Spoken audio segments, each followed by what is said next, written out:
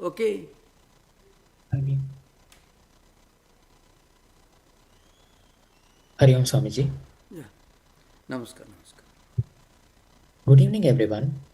Welcome to the continuation of the discussion on the foundational texts of Indian philosophy. This meeting will be recorded and it will be posted on YouTube. So if you have missed any of the previous discussions, you may find it on YouTube. Also, there would be a question and answer segment at the end of the discussions. If you have any questions, please feel free to unmute yourselves and ask. Please use the raise hand feature of Zoom in order to maintain the queue. If you're not speaking, please mute yourselves in order to minimize the disturbances. Thank you. Thank you, Prajwal, for the introduction. And I'm sorry I couldn't continue this class. For the last 1.5 months, I've been traveling. Even after coming here also, I was traveling. So, Om Sudhismriti Purananam Alayam Karunalayam Namami Bhagavat Padam Shankaram Loka Shankaram. So, we are continuing this discussion on Advaita. So, as I mentioned earlier, the Brahma Sutra is the most important dialectical foundational work of Advaita philosophy. Not only Advaita philosophy, the great Vedantins like Ramanuja, Madhvacharya, and all of them have written extensive commentaries on this. So, it is very important foundational work. Now, before we go further, I want to make some very important statements about this system of philosophy. Today I'm going to discuss the first 4 sutras, which are called Chadasutri, and the 5th one, because that has some connection in this context. Now, one unique aspect of Advaita philosophy is that it is not a philosophy. It is not a philosophy. Advaita has 2 levels. One, what is called Siddhanta Jnanam or Paroksha Jnanam, which means you are intellectually convinced of something. But that conviction itself is not Advaita, it is Dvaita. For example, the Mahavakya, the most important Mahavakya in the Vedantic tradition, is Aham Brahmasmi and of course Tattwamasi also. Aham Brahmasmi is called Anubhuti Vakya, which actually states the inner mystical experience of a spiritual seeker who reaches the highest level of spiritual evolution. What I am seeking, the all-pervading, omnipresent, immanent reality is non-distinct from myself, but not as this body-mind complex, but as the inner divine spark within me, which is encased in this body-mind complex. Now, Shankaracharya makes a very interesting observation at the end of his bhashya called Chadasutri Bhashya. And this is never properly understood and never emphasized. Why this is important? Because not understanding this can lead you into thinking that Advaita is just a system of philosophy. It is just a concept. As a concept, it may look almost laughable. But as an experience, it is something that we cannot discern because it is our own inner feeling and experience. At the end of this Chadasutri Bhashya, I am quoting this important verse, which is very important. Anvishtavya atmavijnanat prak pramaturtvam atmanaha anvishtasyat pramataiva papma doshadi varjitaha dehatma prityayo yadut pramanatvena kalpidaha Laukikam taddudevedam pramanam tva atmanischaya. Tva atmanischaya is a statement. Now, what it means is this. It's a very profound statement. What it says is,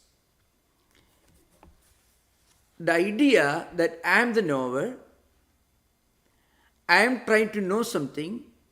There is something that's being known by me. It's called pramada is the knower. Prameya is the object to be known. What is to be known? And pramana is the tool, the instrument by which you are trying to know something, or the process of knowing. Now, these three divisions, that is, the knower, the known, and knowledge, these divisions exist at only Dvaita level. At Advaita level, these divisions do not exist. So what it means is, Advaita is actually a term used to describe an experience which cannot actually be described. So we all know that the fundamental thesis of Vedanta Advaita philosophy is Brahma Satyam Jagat Mithya Jivo Brahmaiva Napara. Brahman is only reality. This world is only a relative reality. And in fact, Brahman and the Jiva, the individual Jiva, are the same. They are not distinct. They are non-distinct. Now, this is stated as a philosophical dictum, as a philosophical idea. But this philosophical idea is only at the dualistic level or Dvaita level. The philosophical idea is not at Advaita level. In other words, even the greatest Vedantic statement, which tells you Aham Brahmasmi, itself is at Dvaita level. Why? Because Aham, I, Brahma, Asmi. So Asmi is joined together. I am Brahman. In fact, that statement itself is at the Dvaita level. Dvaita level means dualistic level. At Advaita level, even this statement doesn't exist. So what the commentators Shankaracharya says is, so long as you are going in search of something, so long as you are trying to know something, so long as we are inquiring into something, up to that level, it is only Dvaita, because at that time you are Pramata. Pramata means the person who is the knower or going to be the knower, who is seeking something, who is investigating into something, who is inquiring into something in the broader sense. It's called Pramata. So, what this statement says is, I am the seeker, I am the one who is making an inquiry into something, and this is what I am trying to know, what I am seeking to know, and this is how I am going to know. All these distinctions disappear the moment you actually know, in the sense when you actually experience it. So finally, you know what you are experiencing? You are experiencing the fact that what you are seeking is yourself. Now, in that sense, and when you actually realize that what you are inquiring into, what you are seeking to know is non-different from yourself, then that pramata, that investigator, the seeker, finally realizes that the sought, what he is trying to know is he himself, the Atman within. Now, this is an important point, remember. You know why this is important? In Vedantic tradition, there are two types of knowledge. One is called Purushatantram, the other is Vastutantram. All empirical knowledge belongs to Purushatantram, which are relative. For that, you need books, you need different sources of inquiry. For example, to discover the truths of physics, you need some tools to discover, maybe to understand some philosophical ideas in a book. You need some tools. But what you understand now may be different after some time. Our understanding of perception, this intellectual process, it goes on changing as we evolve further and further. So it is Purusha Tantra, means it depends upon the person and his ability to perceive. It is Purusha Tantra. But spiritual knowledge is not like that. Its ultimate source, its ultimate criterion is experience itself. That's why Srutya, Yuktya, Swanubhutya, books and reasoning are important in all areas of empirical knowledge. But in spiritual life, books, reasoning, not enough. Experience. Srutya, Yuktya, Swanubhutya, our own experience. Because when we experience that, then we understand that Brahman is only reality. I can give an example about this. Actually, Brahma Satyam Jagad Mithya. Brahman is only reality, this world is only a relative entity. This intellectual concept can never be really understood unless our own mind evolves. Our own spiritual evolution takes place. Before that, if you tell a person the world in which you are living is unreal, he will laugh at you. He may realize that everything in this world is changing, and for that reason, things in this world are not absolutely real in the absolute sense. He may understand intellectually, but in his real life, he will not be able to translate that intellectual knowledge into emotional common sense. Why?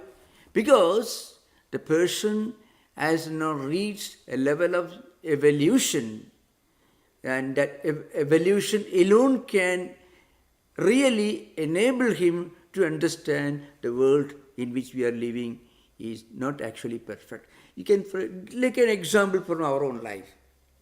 Those who are greedy, working hard, and with full of ambitions, desires, strong likes and dislikes, prejudices and preferences. People like that. One day, or maybe in course of time, when they get some blows in their life, suddenly they realize all that they valued, all that they worked for are disappearing. They are not there. They are not coming to their help. A big captain of industry may realize this at one point, and he may become a great spiritual person. He may become a great philanthropist. One day it could happen, even an agnostic person or an atheist. One day he will realize the need for higher spiritual values. If you convince him, you can never really, if you try to convince him, you can never really convince an atheist and agnostic. In fact, in Indian philosophical tradition, there is a very elaborate system of material philosophy. It's called Charvaka, Lokayatikas. They were highly intellectual and dialectical. So, if you, even today you can see a bit of a joke in most of the debates taking place, not here, but much more in Europe, between great agnostic scientists and philosophers on the one hand, and some of them were called social critics also, and the great church leaders. In most of these debates, the church leaders perform very, very, very badly. In most of these debates you find, it is the agnostics who actually finally win that debate, because they have more tools in their hands. They can use the tools of dialectics and reasoning much more efficiently, much more effectively than a poor churchgoer. Even the great bishops and archbishops are no match for some of the extremely learned and intelligent, articulate agnostics and atheists. Because the church leaders, or even Indian philosophers, Hindu philosophers also, they don't have the backup of experience. And again, they are trying to convince people who are not mentally evolved enough to understand they are being told. So unless we evolve spiritually, you will not understand even the philosophical implications of Advaita philosophy. So Brahma Satyam, Brahman is only reality. This world is actually unreal. This is something that we can only understand through experience as part of our own spiritual journey. That's why Shankaracharya says, read scriptures, use your reasoning, but you won't understand it unless you experience. And how do we really experience?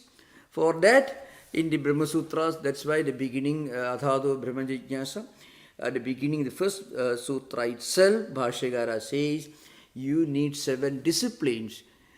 And then read scriptures, then listen to great statements, then only you will really be convinced of what you are doing. The Upanishads may teach you. There are hundreds of different types of translations. People are reading Upanishads, but all those who read Upanishads are not actually convinced of the truth of what they are reading. They are at different levels of conviction. So, it says 4 disciplines, that is Nitya Anitya Vastu Viveka, Ihamutra Bhalabhoga Viraga, Samadhi Shaka Sambhati, Mumukshuttam, Sravanam, Mananam, Nididhyasanam.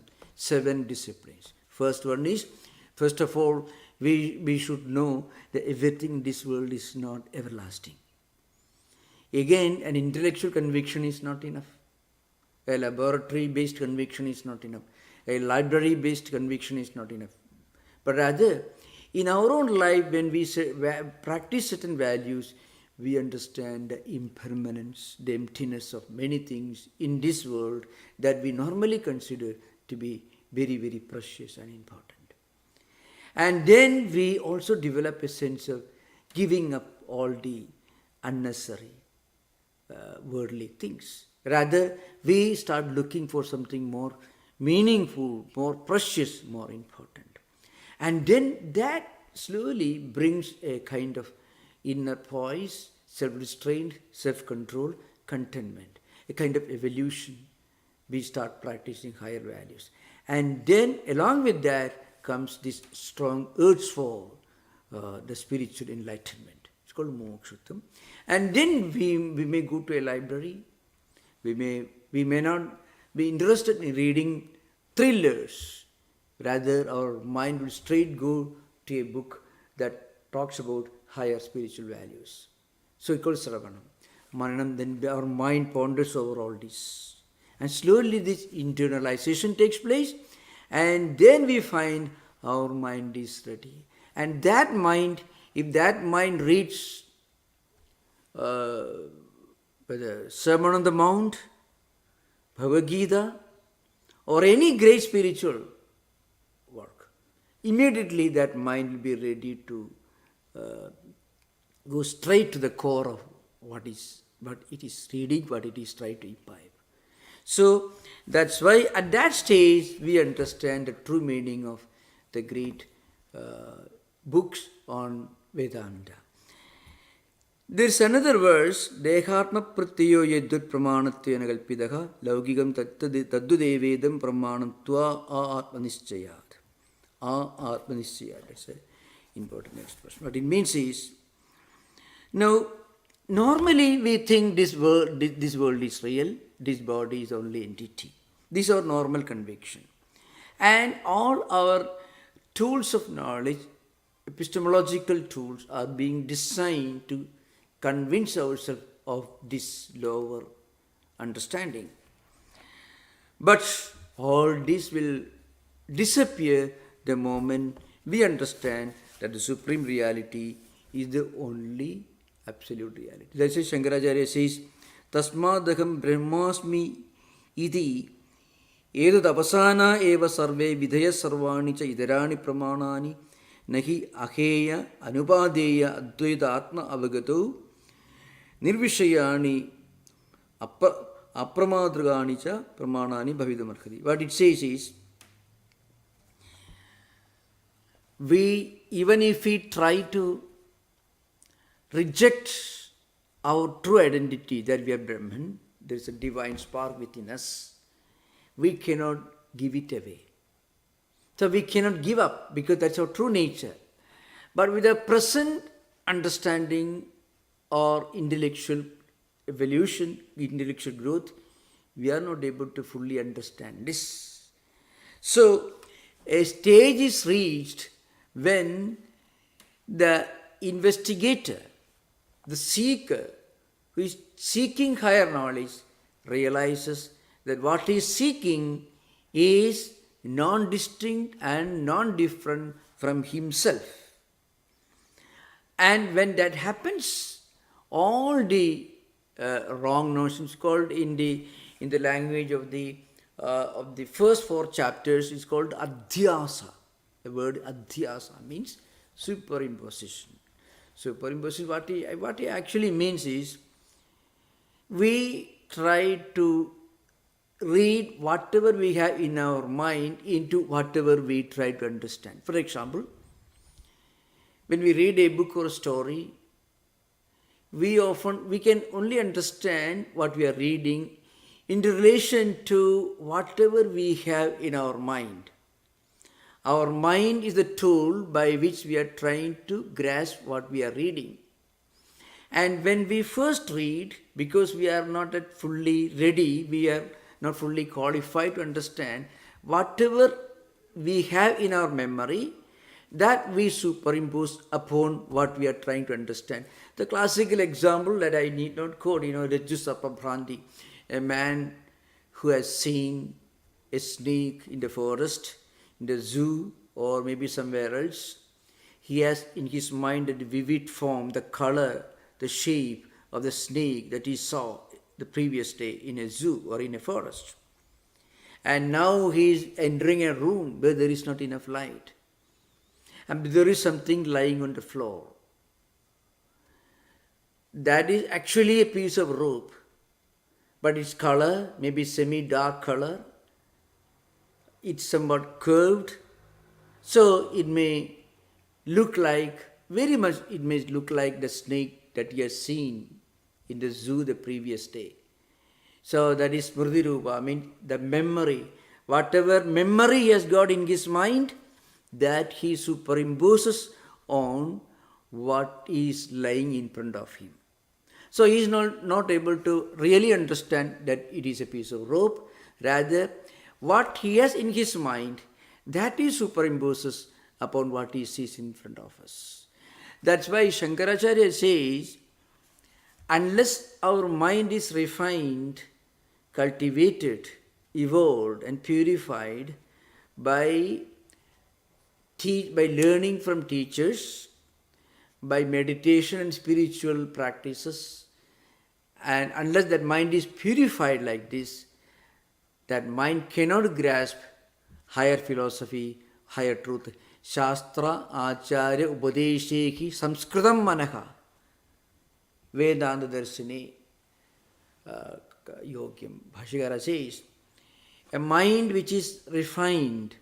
So when we go on reading great things, we may not understand, but our mind gets purified. Why should we read this dry philosophy? People ask this question.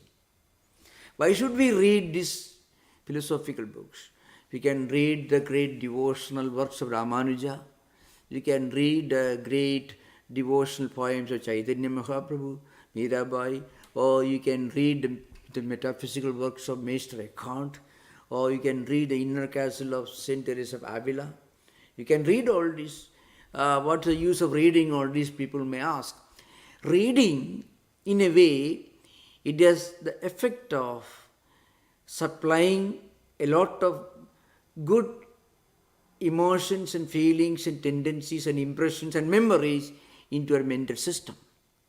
So, in that way, our mind gets really purified. A mind that is purified like that can immediately grasp higher ideas. Your mind also evolves. It's an important thing. not just body. Mind also slowly evolves, it gets refined, it gets more and more sublimated.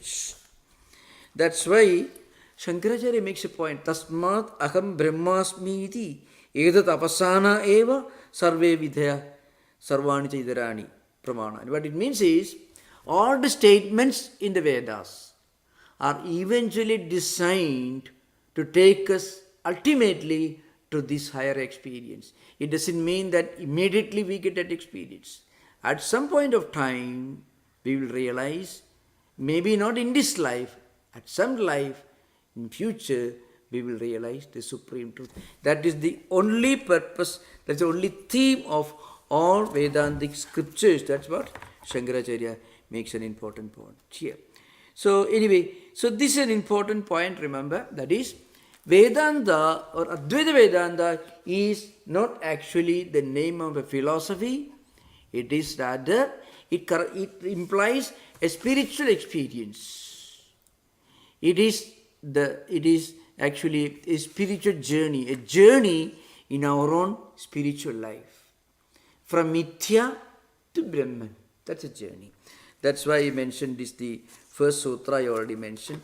I shall try to take a short survey of the first 4 or 5 sutras. Then I will come back to the subject. The second sutra I mentioned, Janmadi, except Janmadi Asya Yataha. What it means is, from where, from what the origin, the existence and the dissolution of the universe, or in what, maybe better language, in what the origin, the existence and the dissolution of this universe happened, take place. That is Brahman. And this now, again, this technique in Brahma Sutra, it's very interesting. This is explained by quoting some important statements from the Upanishads. So I mentioned this earlier. All these 554, 555 sutras, they are clubbed into different adhikaranas. So sometimes a number of sutras come together, expounding one meaning, expounding one central idea, philosophical idea. So very often in this context you find one sutra itself becomes a complete adhikarana. So adhikarana means a unit. So to establish this, Shankaracharya takes one statement from Krishna Yajurveda. Yato va imani bhudani jayende yena jatani jivanti yat prayandavi samvisanti tad vijijñāsasva tad brahma. This is a statement. It is brought in. And then in the light of this statement, a long discussion is done. And there are those who raise objections against Advaita. So these objections are anticipated by the commentator, and after raising these objections, a reply is given. It's called Siddhanta is given. It's called Purvapaksha, means prima facie reading. That could be one way of calling Purvapaksha, but it actually, very often, it's not necessarily prima facie, the way it's used in Latin language. What it essentially, not on the face of it, what it means is a view which is somewhat different or opposed to Advaita. So different scholars and philosophers will raise objections. In this Bhashya, Shankaracharya makes a statement that all ideas, all knowledge systems, or rather all kinds of empirical morality are based on dharma. All kinds of empirical morality, empirical sciences are based on dharma. For example, running stagecraft, diplomacy, running a nation or organization, or social conventions, practices, all these do's and don'ts, principles of morality and ethics, all these are related to dharma. And they may change from time to time, from age to age. They are called Purusha Tantra. In the sense they are relative. And in contrast to this, there is a transcendental kind of knowledge called Vastu Tantra. Vastu means the reality. It doesn't change. And the science of Vastu Tantra is only the knowledge of Brahman, knowledge of Atman. Everything else in this world, physics, chemistry, mathematics, law, morality, everything belongs to the relative, the Vastu Tantra, the changing, the impermanent realm of understanding and knowledge. So that is a unique concept given here, the absolute and the relative. But some of the Indian Smritikaras, they are the constitutional experts. Altogether, there are more than 23 books on Indian ancient Hindu law. It's called Dharma Shastras or Smritis. Number of them, Vyasa, Manu, Abhastamba, Narada, and so on. There are a number of Smritis were there. There's many of these do's and don'ts, books of do's and don'ts were practiced in different regions of India. It's called Smritis or Dharma Shastras. They all are related to Dharma. What is Dharma? Dharma, when we talk about Dharma here, that Dharma is different from what it means in Buddhist tradition. That should be understood. Because when we use the word Dharma in this context where we are discussing, it only means the constitutional, the legal morality. This is important thing. Not spiritual morality. The constitutional morality could be different from spiritual morality, because this is a different subject. So this is the second sutra.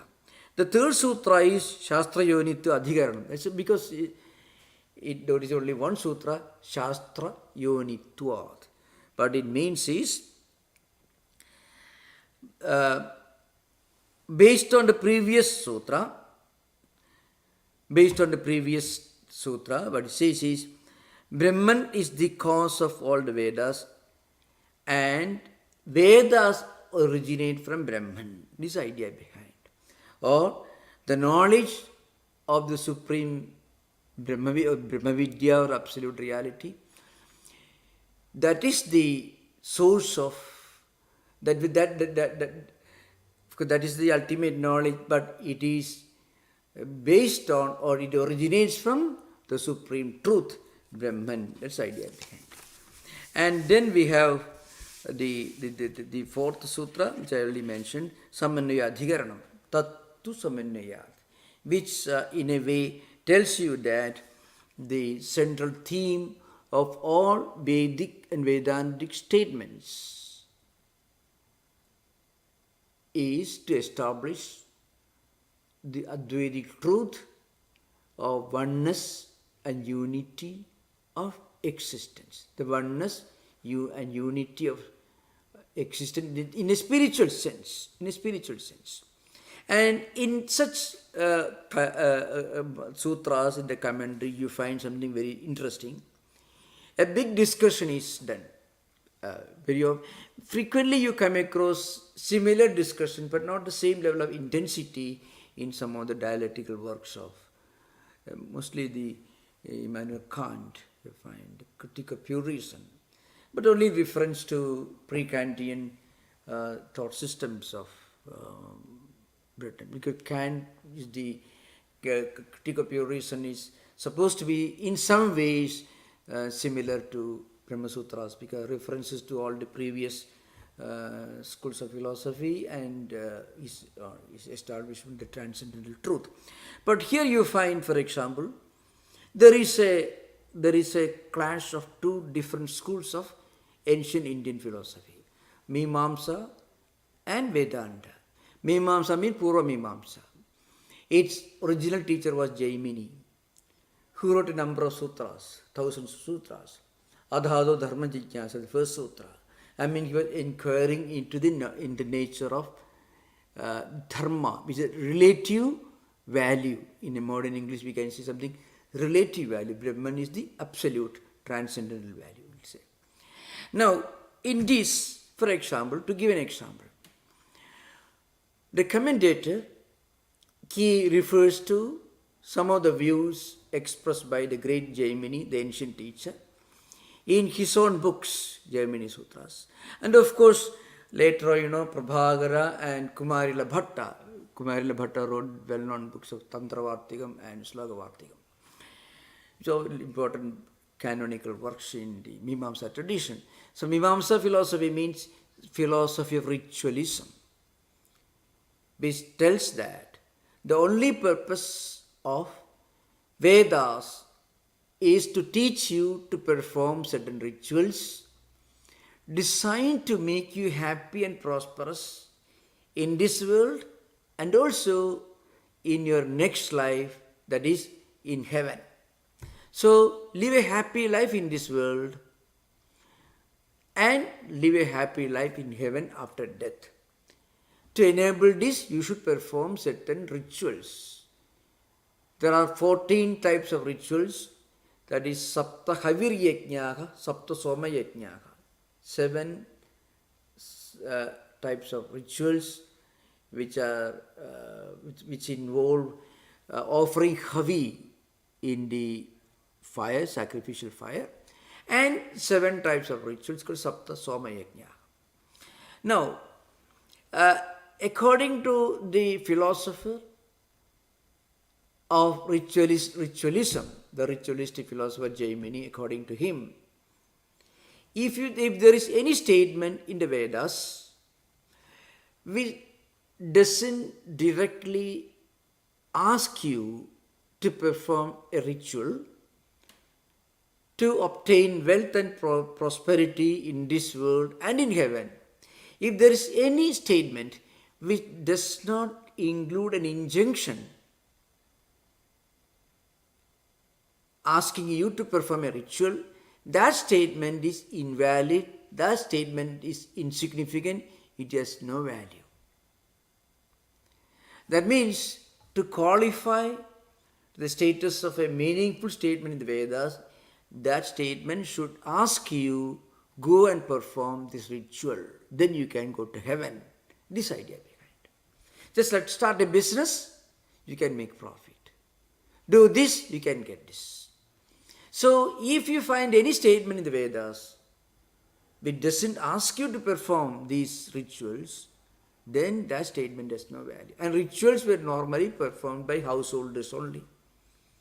Wife and husband, Sagadharmani and Yajamana, sitting in the sacrificial place with a number of priests representing all the 4 Vedas will come and perform certain rituals. Rituals were long life, healthy life, prosperity, children, wealth, and so on. So, for example, Jaimini says, Amnayasya kriyarthatvad anarthakyam adadarthana. So, Amnaya is actually a word in Amnayade Udishri Dharmanayana Amnayaka. That is this Mimamsa's definition. Anything that lays down an injunction related to the performance of dharma, that is Amnaya. So the word used by Jaimini to refer to Vedas. So Amnaya is a Kriyarthata. Vedas are Kriyartha, means it is meant to teach you some rituals, which again are performed just for material prosperity. And therefore, for that reason, adadarthanam anarthakyam. For any statement which doesn't involve this clear instruction and injunction to perform ritual, if there is statement, it has no meaning, it is absolutely meaningless. This was Jaimini's statement. Now you can imagine, if a Shankaracharya had not appeared in the 8th century AD, and if Jaimini's views prevailed, then there will be no Vedanta philosophy at all. The entire corpus of the Vedas would have remained practically meaningless and insignificant. You can't expect Schopenhauer reading the Upanishads and getting excited. You can't expect a man like Max Muller. Suddenly, all Aldous Huxley, could read only translations. Reading all this, suddenly growing a beard, going to Rishikesh and Haridwar, walking around. If you go to Rishikesh and Haridwar, you find many of the bearded white men. They don't know Sanskrit, but there are something on Upanishads, and they see some association with the Himalayas and what they studied, what they learned from the Upanishads. Some higher transcendental spiritual idea. Now, this would not have happened if Shankaracharya had not written commentaries. Because Jaimini's verdict is purely empirical. Purely empirical. In many ways, Jaimini's system, to some extent, not completely, is in a way it corresponds to the teachings and methods of the early Jewish priestcraft in the 1st or 2nd century AD. Because the same rigidity, the same obsession with external rituals, the same kind of orthodoxy, you can find Mimamsakas. But remember, Mimamsakas were extremely ascetic in their personal life. Extremely ascetic. Spending long hours in taking bath and things like that. And they were very self-denying in their lifestyle. But at the same time, they did not think that Vedas had any higher philosophy than just inspire you to perform rituals so that you can go to heaven where you can have a good time. That's all, nothing more. So Shankaracharya emerged in 8th century and he said, no, it is not correct. He says, whatever action produces is impermanent because it did not exist before the action happened. And if the consequences of that action disappear, the product of, the result of actions also will disappear. So, mokshasya akaryatvat. Spiritual liberation, spiritual enlightenment cannot be the result of any kind of rituals. Rituals cannot produce any lasting product. If something comes out of rituals, it will be impermanent. It will not be everlasting. So, mokshasya akaryatva. Moksha or spiritual liberation, enlightenment is not the result, a product of any action or anything. It is by nature, it is always there. If there was no Atman within you, you cannot realize Atman. Actually, we are removing all the unnecessary things, all kama, krodha, all the wrong emotions and feelings. When we are purifying our mind, we are cleansing our mind of all unnecessary things. Then our true nature comes out. The true nature was there within us. It didn't come into existence as a result of any process. So, you can find in this context, Shankaracharya says, moksha is not a vikara, samskarya, apya, utpadya, and so on. Moksha is not a result of any action, like a pot maker makes a pot. It is utpadya. Or a goldsmith makes an ornament from gold. Goldsmith is the efficient cause, nimitta karana, or a pot maker makes a pot from clay. Moksha cannot be made like that. Or not samskarya, means if you mix, if you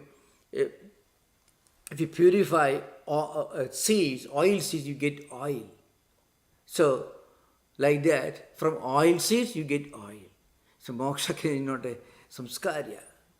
And then it is not apya, from one place to another place. Gramantragamana means apya means you go from one place to another place.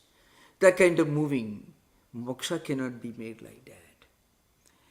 And then it is not vikarya. If you mix curd with milk, if you mix buttermilk with the curd, milk it becomes curd. It is vikarya, means change. It becomes something else. In chemistry, they mix together to produce something new. It's called a change, sort of changing the structure of things. Moksha is not the result of that. It is in itself. It is self-evident. It is not the result of anything. It is Swayam Prakashka. It is there within us. When we bring light, we understand it is not snake, it is a rope. The light did not produce the rope. Even if you don't bring light in dark, semi-darkness, if you go on crying, it is a snake, it is not going to be snake. The snake didn't go anywhere because there was no snake to begin with. Like that, when we practice spiritual disciplines, prayer, meditation, reading, slowly our mind evolves, called Chitta Shuddhi, means purity, purification of mind. And as our mind evolves, you can see this in our own life. If you meditate or if you do some good reading good books or discussion higher subjects, or prayer or puja or whatever, some spiritual discipline if you perform, slowly our mind gathers some new assets, new qualities, and with that mind you are able to better appreciate, better understand some higher principles, higher values.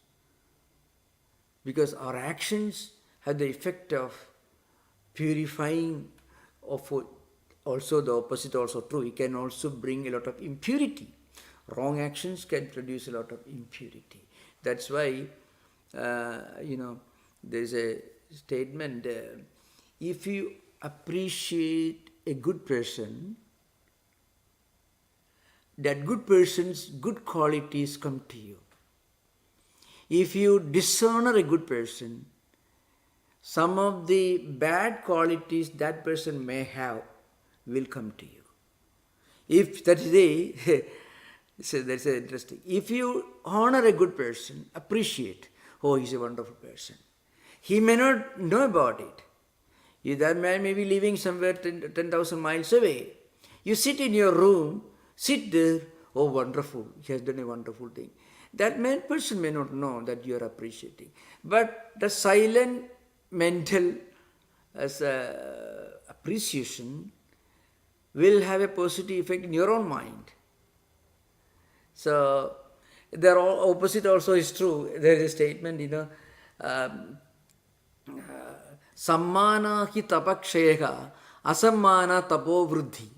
So if you go on honoring a great man, a holy person, the holy person, some of the holy person's good things will come to you, transfer to you. So he will lose it. That way, sammana tapakshaya. His tapas will come down. He will lose something. And if you insult him, asammana, then your own good things, if you have something good, that will go to him, and his negative things will transfer to you.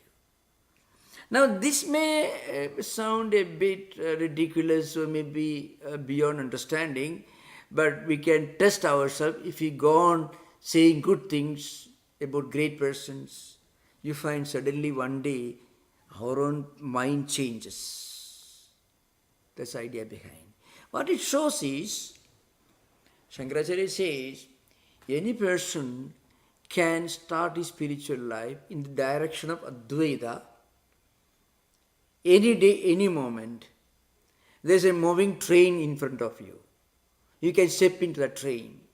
And once you get into the train, one day, if not in this life, of course, Vedanta and Buddhism will tell you maybe after a few hundreds of life cycles, you are bound to reach your goal. The train is bound to reach its destination. So, at that point, slowly we understand the essence of Vedanta. There is, of course, the fifth sutra, it is Adhikaranam. It is called Ikshati Adhikaranam. Actually, it comes from the Vedantic statement, Tad Aikshata Bahusyam Prajayedi, Tad Tejo Asrijada, etc. So, it's an interesting example of the dialectical conflict, the dogfight between philosophers. One may ask this question in modern time, why should we worry about the philosophy, all this? Actually, discussion of higher philosophy, transcendental philosophy, it will have a positive effect on our ability to think. It can sublimate our mind, take our mind away from the petty things around us. So philosophical discussion is very good. I would always say better to read Aristotle if possible instead of reading a thriller. A thriller can can create our own, can make our mind restless, and can agitate our mind. But philosophical book can take us to a higher level. So here it said, so ikshatehi na shabda. So it means, it's an interesting discussion. What it means is, it's a conflict between two schools of philosophers. A classical example of the dialectical dogfight in ancient India. In Shankaracharya's dialectical books, he considers Sankhya philosophers as his main enemy. Because the Sankhya system has got certain concepts which can come very close to Advaita, but in a very disturbing manner. For example, in Sankhya system, which is essentially a dualistic system, and meanwhile I want to emphasize this point because many of the modern readers who read only English books will be mistaken. In Shankaracharya's bhashya, you find the word Dvaita, for example. Even in the 6th century classical work on Advaita, it is called Gaudavada Kariga. So Siddhanta Vyavasthasu Dvaitino Nishchidatudam Parasparam Viruddhinde Taihi Ayamna Viruddhide. These Dvaitins, they fight among themselves. Their view, my view is right, your view is wrong, and things like that. But we Advaitins have no problem with anyone. This is the essence of the statement. Now the point is, in Shankaracharya's bhashyas or in Gaudavada's Kariga, the word Dvaita or Dvaitin are used not in the sense of Dvaita Siddhanta of Madhvacharya. That's because Madhvacharya was born almost 400 years after the passing away of Shankaracharya. So Madhva Siddhanta, it's called Dvaita Siddhanta, Panja Bheda Siddhanta. It's an important statement in the Dvaita tradition. So when Shankaracharya talks about Dvaitins, he is not talking about Madhva Siddhanta or Madhvacharya Dvaita Siddhanta. Because Madhvacharya came almost 400 years after, 400 years after Shankaracharya's time. He is talking about Sankhyas. And the Sankhya philosophers are referred to in this 5th sutra. The sutra it refers to one statement in this in the Chandogya, that aikshada bahusyam prajayedi, etc. That absolute reality, it looked around and thought, well, I should become many. It is a description. Anyway, I will go into the next subject, next class. The point is, this is interpreted by Sankhya philosophers as a vindication of their own Dvaita philosophy. Because Sankhya philosophy is a Dvaita system, and they believe in two permanent absolute realities, which is itself a contradiction in terms. Prakriti and Purusha. Prakriti is Jada, it has no effulgence, it is Jada means it is devoid of effulgence or Chaitanya, consciousness. Purusha is as consciousness, but Purusha is inactive. So everything in this world is evolved from Prakriti, which is called Pradhana. In the Sankhya system, it's called Pradhana. So they interpret this sutra in the light of Pradhana, and they say that Sa Isham Chakre Sapramanasya Jataka, etc. They say that this Ikshitritvam, I mean the ability to look around, it refers to Prakriti. Bhashyakara says, in your system, Prakriti has no life. It is Jata. It is unconscious, unconscious entity. How can it do this act of looking around? How can it be the source of the whole creation, the source of the entire evolution? So, and then this subject, this discussion continues. There are two contradictory schools of thought with regard to the relationship between cause and effect in the Sankhya system and also in the Advaita system. Advaitins believe that Brahman doesn't really undergo evolution. It is not parinama, it is only vivarta. Means it appears to undergo change, is called vivarta. And Sankhya philosopher will tell you that it is really undergoes, this pradhana undergoes evolution, and as a result, everything, all this universe comes into existence. So different theory. Anyway, so the fifth sutra is a classical example of an idea is taken up, and two contradictory views of two opposite schools of philosophers brought in, and Advaita is established. So it's a very interesting intellectual game for us to read. After all, it gives you a sense of intellectual vigor, philosophical vigor, which I believe in this modern IT age we require. Not only this the fleeting, changing systems of knowledge, but also some profound philosophical concepts also may be the need of the day in our times. Thank you. So anyway, I just gave an introduction to Brahma Sutras, and I will take up some important aspects of this as a text in the next sessions. You can have interaction. You're most welcome. Yeah. Thank you for patient listening. Yeah. Yeah. Swamiji, this is Yogesh. Can I ask a question on Adhyasa? So when Shankaracharya defines Adhyasa, he says it's something previously observed by way of remembrance, right? Yeah. And so my question has to do with respect to the scope of that previously observed. And I know it sounds a bit silly, but if I think of a child coming into this world, there is nothing previously observed. So the scope includes previous samskaras, or how should I think about it? Yeah, that's true. So, in fact, this subject actually is discussed in elsewhere in Brahma Sutta. But in the Sutra itself, there's a brief description, Smriti Rupa. That is the definition given to Adhyasa. Smriti Rupa. So actually it comes in the form of memory.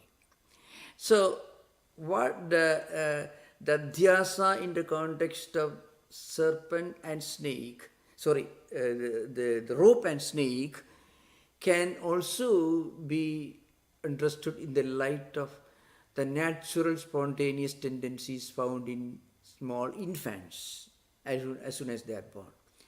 A baby, after some months, maybe 1 year, begins to behave in a manner. I think maybe it takes just about a year when the baby becomes an individual entity. It has its own taste and temperament. So, in what direction a child's mind goes without any effort? That shows, that can give you a glimpse into the child's previous samskaras. The Smriti Rupa, in the Adhyasa Bhasha, Smriti Rupa is the word used by Bhashyakara to define Adhyasa. In a way it is true. See, for example, when we go to a temple or any holy place, and when we hear for the first time some higher ideas, and we may not have heard those ideas earlier, and you feel a sudden, inexplicable attraction we feel drawn into that again, and if we don't go there again to renew that kind of acquaintance with some higher ideas, we feel restless. It shows a mind which has already acquired some samskaras in the past, and that mind is looking for more of the samskaras which it has already stored in the mental system. We often look for what we already have acquired. This is an important thing. Unless you have some artistic taste from the past, you will not be able to be drawn towards a great painting or music. Impossible. Yeah, or maybe after some years it could happen. And according to, see, in the Bhashya, in the Brahma Sutra, this way, Tadandara Pradivattu Ramkhadi Samparishuktaha Prasna Nirupanabhyam. This is an important sutra which actually describes the dynamics of the soul's journey from one body to another body. Tadandara Pradivattu Ramkhadi Samparishuktaha Prasna Nirupanabhyam. So Bhashigara goes on actually, Tadandara Pradivattu Dehantar Pradivattu. That means when a person dies, he is attaining Dehantar, another Deha, another body. And then whether he is going his next body, whether he is accompanied by his sukshma samskaras, emotions, feelings, or not. This is a discussion. It's a long discussion. Siddhanta says every person, when he leaves his body and when he takes up another body, is accompanied by his previous samskaras. Sukshma bhudehi alingitaha. That's Ramkhadi means getchadi, the Bhashya statement. So the point is, it comes later. I mean, maybe in the first dhyaya, third pada, somewhere it comes much later. So the point, what it means is, it goes in search of certain things which is already gathered in his mind, in the mental system. It is true. If you have acquired a lot of tendencies and samskaras related to music, and if you go to, let us say, some foreign country tomorrow, and if you are really a great connoisseur of music, you will be looking for some places where music concert is going on. If you are a painter, you may perhaps, if you get one day off, you may go see an art gallery. Or if you are a football fan, whatever kind of football, it could be American football, European football, whatever it is, you may be looking whether any matches could happen next one week. Because you have gathered in your mind. The same thing is happening when a person leaves one body after death and going to another body. Those parents also have acquired certain qualities or samskaras to deserve somebody like the new person to be born as their son or daughter. So often concordance. Now one may say this is some kind of cock and bull story based on Buddhistic or Hindu or Jaina traditions, but the point is, this is a way of analyzing the dynamics of human temperament, the sheer diversity of human temperament, taste and temperament, can only be explained in the light of this concept. You read Edgar Cayce, nobody takes him seriously these days. He was living in the Bay Area. He wrote some books, I think, I don't know, maybe 1930s or 40s, all about, but he went too far. He oversimplified the whole thing, So that sometimes made him a bit laughable. He said that you have got a cancer because you are a priest living in ancient Egypt in 3rd century, 3rd millennium BC, and you killed a rat, so you have got a cancer in this life. That sort of oversimplification, that makes, that Vedanta and Buddhism won't take up those things. They're more serious, very rational concept. So Edgar Cayce, in a way, he was trying to popularize this doctrine of karma and reincarnation, but I think the effect was just the opposite. Mark, you are laughing, it seems. Have you heard some of Edgar Cayce? Life is a flow and things like that? Yeah. I've read some of his books. They're very interesting, but they're kind of outdated. And I think what you say is he went too far. He went too far and he tried to please people. Suppose you go to him and ask him questions about the previous life. He will tell you you are Napoleon Bonaparte in previous life. You won't deny I was not Napoleon Bonaparte. He's a great man. So if somebody tells you you are Alexander the Great in the previous life, you are not going to deny the possibility. After all, if there is a chance, you would rather be an Alexander the Great. At least Edgar Casey, you give him $100 extra for that kind of statement. So it went too far, and often it had the opposite effect. That's what I was told. I don't know because. Okay, thank you. Yeah, Ranith has a question. You're next, Ranith. Who is the question? I have Swami, namaste. Yeah, most welcome. Ranjit. Yeah. So you said, so as one learns Advaita, there is this some kind of confusion in the sense that why should anybody do any karma at all because of Advaitic principles and all that. So, but from today's lecture, you kind of mentioned that for all the practical purposes, you said that Aham Brahmasmi itself can be understood only from a Dvaita perspective. So, for all the practical purposes, one would live in a Dvaita world and one would aspire to evolve to an Advaita understanding. Is that what? Is that way one should understand? I mentioned earlier, Advaita is really not a matter of intellectual conviction or a philosophical idea. Basically, it's a matter of inner experience. And not only that, the greatest of saints, they do not remain inactive. It's an important thing. That's again the wrong notions created by this wrong idea that Advaita is the name of a concept. So if you can say, if you believe in some kind of ideology, you believe in capitalism, so you are called a capitalist.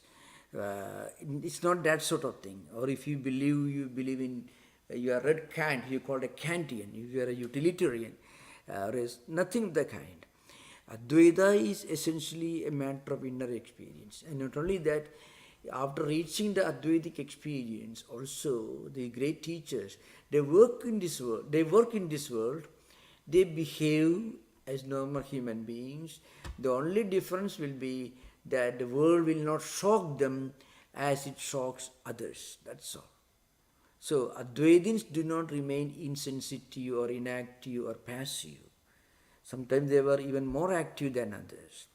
The only difference is nothing in this world, the good or bad, will have a lasting effect on them. They will be able to look at both with an equanimity of mind.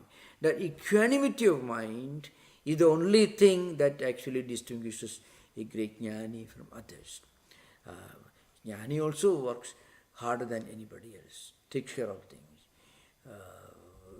So he also will drive a car, he will to go to office, do his work, everything. Only point is, when something unpleasant happens, it can be shocking to a normal person, to somebody. But those who have, even if you read the book, suppose you read books on Advaita, and if you are familiar with the idea the world is not permanent, is impermanent, the idea can help you when, so suppose one day you get news that you have your job will take you somewhere else which you don't want to go, or you lose your job. You know very well that losing job is part of the game of life. You may get a new job within a month, a better job. It can happen. So this wisdom frequently doesn't occur to many people. But if you know Advaita, the philosophy of Advaita can have a very, very, very practical use in our everyday life, in dealing with everyday problems. That's the idea. It's pure common sense. Pure Advaita is pure common sense. It's not a philosophical concept at all. In the Ramakrishna order, there was a great Swami Advaita, Sri Ramakrishna's disciple. He did not know much Sanskrit and didn't read any of the books, but he was living in that Advaita consciousness. So, essentially it's a matter of inner experience. Okay.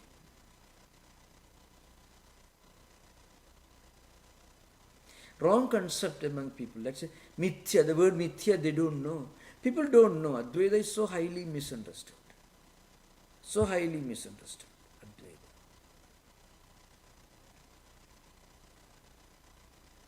Thank you, Maharaj. David, you're next. Please unmute. Who? David. Yeah, David, yeah. Where is Hello, Swami. Where is Bobby right now? Bobby out of town? He's not here today. No idea. He's not here today. Okay. Please, David, please continue. David, please. Yes, Swami, I have a question. You mentioned that before Shankara, the only people who interpreted the Vedas were ritualists, but that they were ascetic. So I'm curious. Yeah. So they lived. I mean, if they embraced asceticism and yet they wanted to go to heaven, it seems contradictory. I know. That you are a very natural question. I tell you, many of these Mimamsakas, called ritualists, they used to take bath many times a day, doing a lot of fasting, self-denial, certain food they won't take, and whole night performing rituals and so on. In that sense, they were very ascetic. At the same time, they they believed in long life, in generating wealth, big families, marriage, large number of children, all that they believed. They were ascetic in this respect, taking several times, they bathing and then performing their rituals for a long time. The classical example, how Shankaracharya himself met his most prominent antagonist, who was a ritualist, Mandana Misra. He was a small, maybe he was perhaps 15-year-old or so. He appeared in the presence of this Mandana Misra, who later became his disciple, Suresh, big disciple. So he appeared in front of him and he was performing a ritual with his wife. So seeing a monk is inauspicious for a worldly minded ritualist. Seeing a monk is an auspicious thing for a philosopher. But a monk who has denied, who has given up all that I am looking for. Mandana was an old man. So Shankaracharya appeared, it seems that in the Madhaviya Shankara Digvijaya Sanskrit book, he appeared, the doors were closed, the gates were closed, but he somehow with his mystical power, he appeared in front of Matra. So he asked, Kuto Mundi. Mundi means a person with a shaven head. Kuto means where from. From where this shaven head is appearing. That's how Shankaracharya interpreted that. What Mandana meant was, you shaven-headed fellow, where are you coming from? But Shankaracharya interpreted, where is the shaven head coming from? So Shankaracharya said, Agalat Mundi, the shaven head is coming from the neck. The youngster replied. And then the old man said, no, Pandhate Pruchade means, I was asking about the road that you took to reach here. So it can be, it is actually passive voice called Karmani Prayoga. It can also be interpreted as, the road was asked this question. So, like that. So there is a retort, and that's how it all began. Finally, what do you want? I say, I want Vada Bhiksha. You give me alms in the form of a discussion, an argument. Normally, when a monk comes to your home, you are supposed to give alms. So you can come and take alms. No, I don't want your food. I want your argument. I want to argue with you. That's the alms I am looking for. And Mandana had to argue with him for 15 days and he was defeated. It's very interesting in Shankara Digvijaya, Vidyaranya's famous book. It's a long retort, funny to read it, So what it means is, this Mandana was engaged in some elaborate rituals, taking bath and fasting and all that. And so he was certainly not a bad man. Only his supreme goal was to go to heaven and there live a long life, happy life, plenty of children, lot of wealth, and a big man. That's all. He was not a bohemian. He was not a bohemian, but he was more of a man who wanted to live a healthy, long life. That's all. That's, in that sense, I use the word ascetic. Okay. That's all. Yeah. In the Were they? Yeah. What was? Were May those I tell you, ritualists? your question, David, I wanted to mention, you asked this question. That question needs another very important clarification. You asked about the commentaries on Vedas. Remember, before Shankaracharya wrote commentaries on the philosophical portions of the Vedas called the Upanishads in 8th century, there were many commentaries on various parts of the Vedas, right from 6th century BC, 9th century BC up to 7th century. The first important commentary was by Swami, who wrote commentaries on a large portion of Rigveda, all ritualistic commentaries. Ritualistic. The next one was by Yaska, Niruktam. It is maybe 300 years later, called Niruktam. He selected some important statements in the Vedas and wrote commentaries on that. And then the greatest of them was Sayanacharya. But Sayanacharya was a follower of Shankaracharya. He came in the 13th century AD. He was a minister, he was a statesman and associated with Vijayanagara Empire.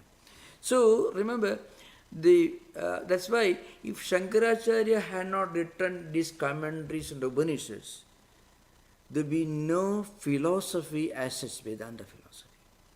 Because all that you have got from the Vedas, you perform rituals, you make a lot of money, wealth. Do you think that Schopenhauer is going to be inspired by that sort of stuff? Schopenhauer inspired by the Vedanta philosophy, not only Schopenhauer.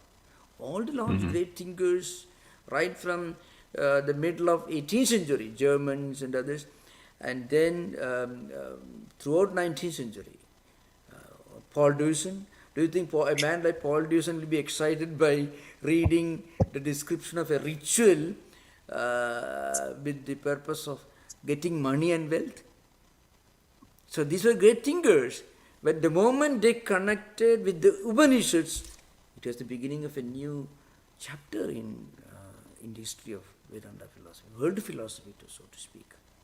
That's the magic of Shankara.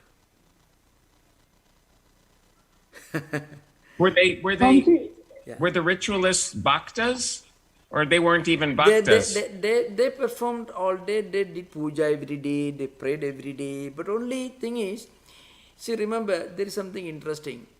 They were not just performing rituals alone. They also were praying the deities. But as a philosophy, they believed that Veda. In fact, some of my ancestors were great Vimamsakas. they were great, very ascetic, but they didn't think of going to heaven. They were bhaktas, but they did not believe much in the higher philosophy of Vedas, Vedanta. Not all, some were Mimamsakas. Good number of them. Shankaracharya's father himself was performing all rituals, But I tell you another thing, only great ritualists became great Vedantins. All the great Vedantins, they came from families where they performed Vedic rituals, because the practice of Vedic ritualism was responsible for the preservation of the Vedas. They were the ones who memorized the Vedas. Remember.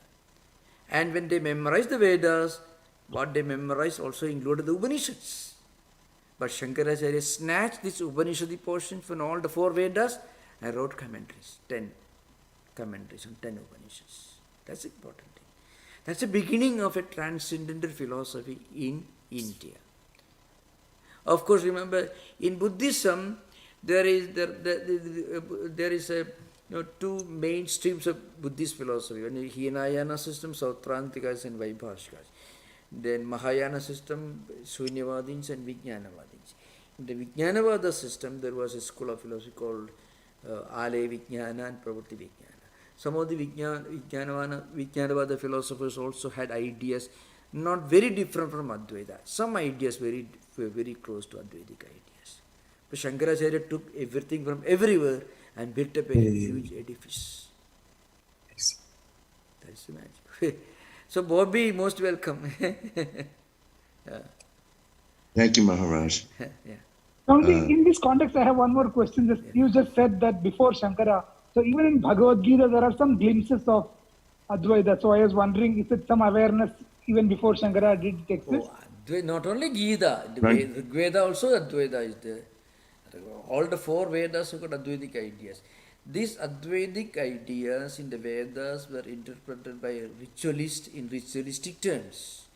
They were meaningless because they did not contain an injection for a particular ritual. Amnayasya kriyarthatva, anarthake mantarthana. And as for Gita, you find, Gita is full of Advaita. But all this came out as a philosophical system to the commentaries of Shankaracharya. That's the idea behind it.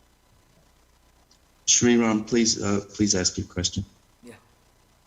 Swamiji, so you mentioned the Shankara's Bhashya is called Shatasutriya Bhashya, if I heard it right. Which Did he, is that correct? He commented only on 100 sutras Excuse me? of the... You said Shankara's Bhashya is called Shatasutriya or something like that? Oh, Chadusutri, you see. Chatus, not Shata. Chadusutri, 4 sutras. 4 sutras. Oh, Yeah, Chadusutri is a name given to Shankaracharya's Bhashya on the first 4 sutras of Brahma Sutra. Out of 554, these 4 sutras are important because the fundamental points of Advaita, which will be later elaborated in Brahma Sutras, are condensed in his commentary on the first 4 sutras. Adadi Adhado Brahma Jignasa, Jitmadishyataha, Shastra Yonitva, Tattva Samannaya. These 4 sutras called Sadhusutri. And the Bhashya altogether Sadhusutri. It is important. Oh, Chatus, I heard it Chatus. Chatus. So you said Chatus 4. Chadusutri. Chatusutri, okay, got is actually a text which contains 4 sutras called Chadusutri. So the other thing you mentioned was that if you criticize a jnani, you will get his... So in the Tattwabodha, I was reminded of in Tattwabodha, there is talk of the karmas getting apportioned for a jnani. The agami, the sanchita, prarabdha. You don't know if you care to comment on that, Swamiji. Can you repeat your question slowly? If you can speak a little less. You less mentioned speed, that would be very helpful. When you criticize a jnani, you may get some of his bad karmas. Oh, what I'm talking about, that's this general principle and belief. If you honor a great man, some of his qualities will come to you. If you dishonor the great man, some of his undesirable things you will get because you have dishonored him. That's the idea behind this. This is what you're referring to. So I was reminded of something in the Tattwabodha. Toward the end of the Tattwabodha also it talks about the karmas getting apportioned. So oh, you mean prarabdha. Yeah. See, these karmas are divided into 3 categories: sanchita, agamika, and prarabdha. It's like a bank. Some of the karmas have already started functioning, working out. As a result of which, we are born, we have all these qualities, we are manifesting many tendencies. That is prarabdha, correct? Based on, it's a plant called prakashena arabdham. Means the arrow has left the bow. So you cannot bring it back. Like that, certain karmas have already started working out. As a result of this, you have this body, born in this family, in these circumstances, that's all. That's what it is. Agamika karmas which are yet to come. Sanjita means those karmas which have not started working out. So when you become a jnani, all the 3 will immediately be wiped out. Because the moment you realize your true spiritual identity, your Brahman, immediately you become one with it. That's all. Yeah.